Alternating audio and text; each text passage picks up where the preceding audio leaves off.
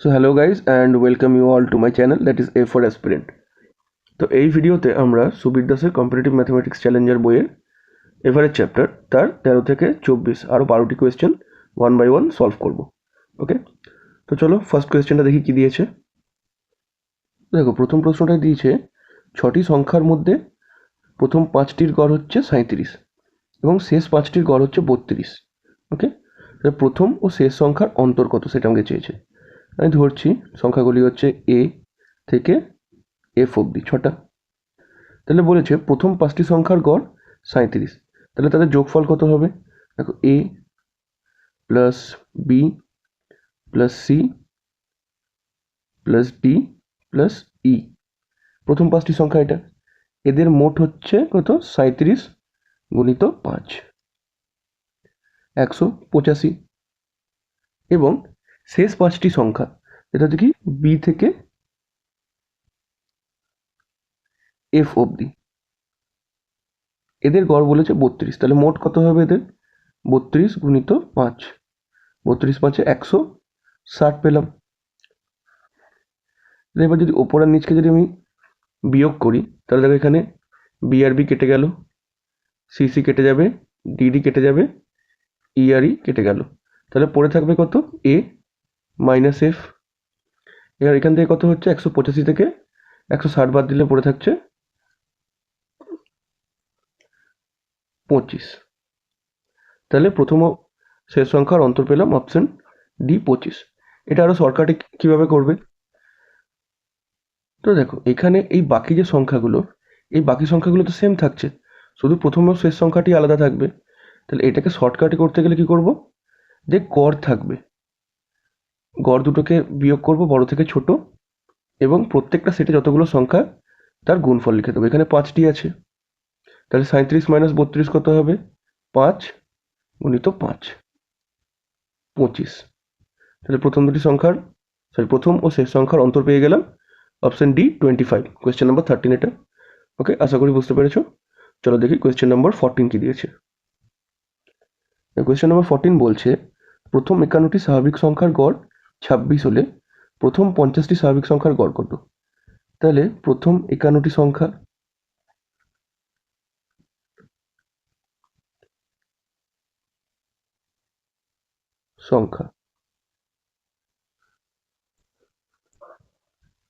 এর গড় কত দিয়েছে?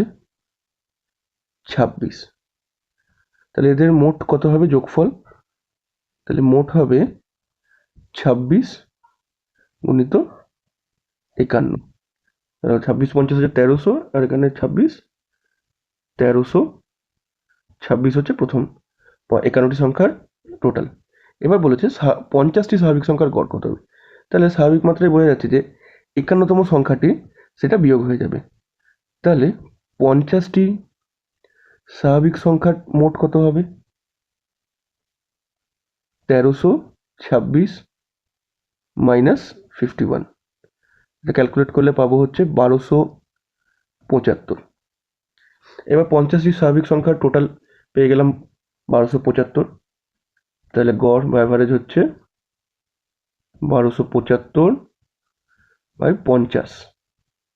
ক্যালকুলেট করলে পাচ্ছি কত? দেখো, 2 100, এটা হচ্ছে 75, এটা হচ্ছে 5.25 থাকবে, 10 বছর গেলে এটা হচ্ছে 5, 25.5। অপশন এ এই প্রশ্নটার উত্তর।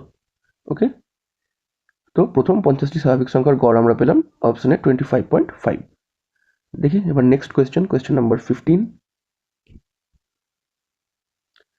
এখানে বলছে 24 জন ছাত্রের গড় বয়স দিয়েছে 14.5 বছর। এবার 13.5 বছর গড়যুক্ত আরও 8 জন ছাত্র ওই ক্লাসে ভর্তি হলো। এখন সমস্ত ছাত্রদের গড় কত হবে সেটা আমাকে বার করতে হবে। তাহলে প্রথমে হচ্ছে 24 জন, এদের গড় বলেছে 14.5, তাহলে টোটাল কত এজ হবে এদের? 24 গুণিত 14.5 সমান হবে 24 14 গুণ করলে পাবো 336, আর 24-এর হাফ হচ্ছে 12, তাহলে 348। আর বলেছে 13.5 গড় যুক্ত আরো 8 জন, তাহলে এই 8 জনের গড় বলছে 13.5, তাহলে মোট কত হবে 8 গুণিত 13.5, 13 8 104 আর 8 7 4 যোগ করলে গুণ করলে হচ্ছে 108। ওকে, তাহলে আমরা মোট কত পাচ্ছি যে 32 জন ছাত্র, তার মোট বয়স পেলাম আমরা কত 6, এক হাতে 5 এবং 4, তাহলে এটা হচ্ছে 456 বছর, এটা হচ্ছে টোটাল। তাহলে গড় কত হবে, গড় হবে 456 ভাজিত 32, যদি ক্যালকুলেট করি হচ্ছে 32 একে 32, পড়ে থাকছে 13, 36, এখানে কত হচ্ছে 32 4 128, পড়ে থাকছে 8, দশমিক বসালাম 80, 32 দুগুণ হচ্ছে 64, পড়ে থাকছে 16, দশমিকের জন্য 0 এবং 32 5 হচ্ছে 160, কেটে গেল এটা। তাহলে এদের গড় পেলাম কত, নির্ণেয় গড় হলো 14.25 বছর। এটা হচ্ছে দেখো অপশন এ, 15 নম্বর প্রশ্নের উত্তর। ওকে, সোজা অঙ্কই এটা। চলো দেখি পরবর্তী কোয়েশ্চেন নাম্বার 16।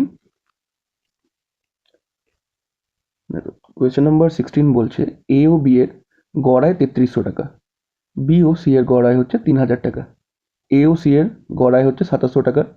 তো তাদের মোট গড় আয় কত সেটা বার করতে হবে। তাহলে দেখো এ প্লাস বি, এদের গড় আয় বলছে 3300 টাকা, তাহলে মোট আয় কত 3300 গুণিত 2, 6600। সিমিলারলি বি আর সি কত হবে 3000 গুণিত 2, 6000। একইভাবে এ আর সি হচ্ছে 2700 গুণিত 2, 5400। তিনটেকেই যোগ করে নিলাম, তাহলে এখানে দেখো পাবো 2a plus B plus C, কারণ এর এ বি সি দুবার করে আছে, আর এদের যোগ হচ্ছে কত দেখো 0, 6 আর 4 0 10, এক হাতে 6 18, 18,000। তাহলে A plus B plus C তিনজনের মোট আয় কত 18,000/2, 9,000 টাকা। এটা হচ্ছে তিনজনের মোট আয়। তাহলে গড় আয় কত চেয়েছে আমাদের, তাহলে এটাকে 3 দিয়ে ভাগ করে দেবো, তাহলে কত পেয়ে গেলাম 3,000 টাকা। অপশন বি এই প্রশ্নটার উত্তর। এটা একটু শর্টকাটও করে নিতে পারো। দেখো এখানে কি বলেছে, প্রত্যেকেই তো দুবার করে ডিভাইড আছে। ওকে, দুবার করে আছে, এ দুবার, বি দুবার এবং সি দুবার। তাহলে আমি কি করতে পারি, ডাইরেক্টলি তিনটেকে যদি যোগ করে দিই, মানে 3300, 3000 এবং 2700, এই দুটোই তাদের মোট আয় হবে। তাহলে কত হচ্ছে 3300, এখানে 3000, এখানে 2700, তিনটে যোগ করলে আমরা পেয়ে যাবো হচ্ছে 9,000 টাকা। এটা তিনজনের মোট আয়। ঠিক আছে, কারণ কি দেখো গড় আয় বলেছে দুজনের, এবং দুজনেই তিনজনই দুবার করে আছে, তো টোটালে ওটাই দাঁড়াবে। এটা হচ্ছে টোটাল মোট। এটাকে 3 দিয়ে ভাগ করে দিলে আমি গড় আয় পেয়ে যাব। 9,000কে 3 দিয়ে ভাগ করলে 3,000 টাকা।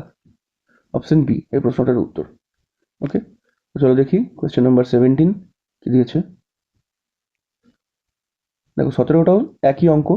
এ বি সি এর গড় আয় 3200 টাকা, বি সি ডি এর গড় আয় হচ্ছে 3700 টাকা, এ সি ও ডি এর গড় আয় 4,000 টাকা, এ বি ডি এরও গড় আয় হচ্ছে 4200 টাকা। আমাকে এখানে এর আয় চেয়েছে, তো আমি এখানে আগের অঙ্কটার মতোই ডাইরেক্টলি করতে পারি। এই চারটের দেখো কি হচ্ছে, এখানে এ 3বার এসছে, বিও 3বার এবং সিও 3বার এবং ডিও 3বার করে এসছে, এবং এক একটা কর তিনজনেরই আছে। তো কি হচ্ছে কেটে যাবে ওপর নিচ করলে। তো এই জন্য আমি এখানে ডাইরেক্টলি এই ক্যালকুলেশন করে দিতে পারবো। যদি এখানে বলতো যে 3জন এখানে 2জন, তাহলে আলাদা করে আমাদের ক্যালকুলেট করতে হতো। তাহলে এখানে তাদের মোট যোগফল কত হবে 3200 প্লাস 3700, লিখি এটা 3200 3700, এসিডি হচ্ছে 4000 এবং এবিডি হচ্ছে কত 4200। তাহলে মোট হয়ে যাচ্ছে 00 এবং 3 সাথে সরি 11, এক হাতে, তাছাড়া 8 14, আর একে হচ্ছে 15। তাহলে A plus B plus C plus D, এদের মোট আয় পেলাম 15,100 টাকা। এবার এখানে এর আয়টাই শুধুমাত্র চেয়েছে, তাহলে আমি এখান থেকে যদি বি সি এবং ডি এদের মোট আয়টা বাদ দিয়ে দিই, তাহলে আমি এর আয় পেয়ে যাব। দেখো এখানে বি সি ও ডি এর গড় আয় বলেছে 3700 টাকা, তাহলে মোট আয় কত হবে? B plus C plus D, এদের মোট হবে 37, আর 3 গড় আয় বলেছে 3700, এবং মোট আয় কত হবে? তাহলে 3 দিয়ে গুণ, 3 7 21, 2 আর 3 3 9 11, এবং 0 0 বসে গেল, 11,100। এখান থেকে এই তিনটে বাদ দিয়ে দিলেই আমি এর মান পেয়ে যাব। আর এখানে কত বলছে? 0 0 বসলো, 1 0, 15 থেকে 11 বাদ দিলে 4, 4,000 টাকা এর আয়। তো অপশন ডি 4,000 টাকা এই প্রশ্নটার উত্তর। ওকে, তো দেখি নেক্সট কোয়েশ্চেন নাম্বার 18। এই অঙ্ক রকম আগেরটাই করেছিলাম, যে 4টি সংখ্যার মধ্যে প্রথম 3টির গড় হচ্ছে 15 এবং শেষ 3টির গড় 16, যদি শেষ সংখ্যাটি 19 হয় তবে প্রথম সংখ্যাটি কত? তাহলে গড়টা আমরা বার করে নেবো কিভাবে? দেখো, বড়টা থেকে ছোটটা বাদ দিয়ে দিলাম। প্রত্যেক সেটে কতজন করে আছে? 3 জন করে, তাহলে এখানে গুণিত 3, তাহলে এদের অন্তর হচ্ছে 3। এবার বলেছে শেষ সংখ্যা বা লাস্ট নাম্বার হচ্ছে 19, তাহলে ফার্স্ট নাম্বার কত? এবার দেখো এখানে প্রথম 3টির গড় বলেছে 15 এবং শেষ 3টির গড় বলেছে 16, তাহলে শেষ 3টির গড় যে 16, এই যে 3 ঘর বেশি আছে, এটা তো শেষ সংখ্যাটা প্রথম সংখ্যা থেকে বড় সেটা বোঝাচ্ছে, কারণ এখানে মাঝের দুটো তো সেম, এ এবং ডি, প্রথম এবং শেষ এই দুটো সংখ্যা যে ভ্যারিয়েবল, তো শেষ 3টের গড় 16 মানে শেষ যে সংখ্যাটা সেটা বেশি বোঝা যাচ্ছে। তাহলে এখানে প্রথম সংখ্যাটা কত হবে? 19, শেষ সংখ্যা থেকে 3 ছোট, এদের অন্তর হচ্ছে 3, তাহলে 19 মাইনাস 3, 16। অপশন বি হচ্ছে এই প্রশ্নটার উত্তর। এটা ভুলবশত 22 করে চলে এসো না, কারণ প্রথম সংখ্যাটা ছোট তাই জন্য তাদের গড়টা কম, শেষ সংখ্যাটা বড় তাই তার গড়টা বেশি। ওকে, চলো দেখি পরবর্তী কোয়েশ্চেনটা দেখি, কোয়েশ্চেন নাম্বার 19। এখানে কি বলেছে? 6টি পেনের মধ্যে প্রথম 5টির গড় মূল্য 12, শেষ 5টির গড় মূল্য 16, প্রথম পেনটির দাম 50 টাকা হলে শেষ পেনটির দাম কত? দেখো একই রকম, সেই এখানে এদের অন্তর কত হবে? 16 মাইনাস 12 ইন্টু কত? 5, প্রত্যেকটাতে সেটা 5 জন করে আছে, তাহলে এখানে 4 5-এ 16 থেকে 12 বাদ দিলে 4, এবং 4 5 হচ্ছে 20। তাহলে এখানে বলেছে দেখো প্রথম সংখ্যাটা হচ্ছে 50, আর আমাকে শেষ সংখ্যাটা চেয়েছে লাস্ট নাম্বার। এখানেও দেখো প্রথম 5টি সেটের গড় মূল্য হচ্ছে 12 এবং শেষ 5টি সেটের গড় মূল্য হচ্ছে 16 টাকা। ঠিক আছে, তার মানে কি এখানে বোঝা যাচ্ছে যে এইটাতেও ওই শেষের যে সংখ্যাটা সেটা প্রথম সংখ্যা থেকে বেশি, তাই জন্য এদের গড়টা বেশি হয়েছে। তাহলে কি লাস্ট যে সংখ্যাটা সেটা 50-এর থেকে বেশি, এবং এদের অন্তর কত? 20, তাহলে শেষের সংখ্যাটা হবে 50 প্লাস 20 সমান 70 টাকা চেয়েছে। তাহলে প্রথম পেনটির দাম 50 টাকা হলে শেষ পেনটির দাম অপশন সি 70 রুপিস বা 70 টাকা। ওকে, আশা করি বুঝতে পেরেছো। চলো দেখি পরবর্তী অঙ্কটা কি দিয়েছে। দেখো এই প্রশ্নটা কি বলেছে, যে 3 বছর আগে একটি ক্লাবের 5 জন সদস্যের গড় বয়স ছিল 27 বছর, একজন নতুন সদস্য যুক্ত হওয়ায় বর্তমানে সকলের গড় হচ্ছে 28 বছর, নতুন সদস্যের বয়স কত? দেখো এই ছোট পয়েন্টটা একটু বুঝতে হবে। আগে ক্যালকুলেট করি 3 বছর আগে তাদের মোট বয়স কত ছিল। দেখো 5 জন সদস্য, তাদের গড় বয়স বলছে 27, তাহলে মোট বয়স কত হবে? তাদের মোট বয়স হচ্ছে 27 গুণিত 5, এটা হচ্ছে 135, কিন্তু এটাতে 3 বছর আগে। এবার আমি যদি এখানে বলেছে বর্তমানে আসতে চাই, তাহলে 5 জন সদস্যেরই বয়স 3 বছর করে বেড়েছে, তাহলে এখন মোট বয়স কত হবে? 135, 5 জন সদস্য প্রত্যেকেরই 3 বছর করে বেড়েছে, তাহলে এখানে 135 প্লাস 15 সমান হচ্ছে 150। এইটা হচ্ছে বর্তমানে 5 জন সদস্যের মোট বয়স। এবার বলছে একজন নতুন সদস্য যুক্ত হয়েছে, তাহলে এখন কজন হয়ে গেল? 6 জন, তাদের গড় বয়স কত বলছে? 28, তাহলে তাদের মোট বয়স কত হবে? 28 6 হচ্ছে 68। ঠিক আছে, তাহলে 5 জন সদস্যের বয়স বর্তমানে হচ্ছে 150 বছর, 6ষ্ঠ জন সদস্য যুক্ত হয়, তাদের মোট হয়ে গেল বয়স 168 বছর। নতুন সদস্যের বয়স কত? 168 থেকে আমি শুধু 150 বাদ দিয়ে দিলেই পেয়ে যাবো। এটা কত হচ্ছে? 810, 18 বছর। তাই নতুন সদস্যের বয়স হচ্ছে অপশন ডি, 18 বছর। আশা করি বুঝতে পেরেছো, বেশ একটু ট্রিকি কোয়েশ্চেন ছিল। তো পরবর্তী কোয়েশ্চেন নাম্বার 21 দেখি কি দিয়েছে। তো দেখো এবার প্রশ্ন নম্বর 21 থেকে 29 অবধি কয়েকটা ফর্মুলা বেসড কোয়েশ্চেন আছে।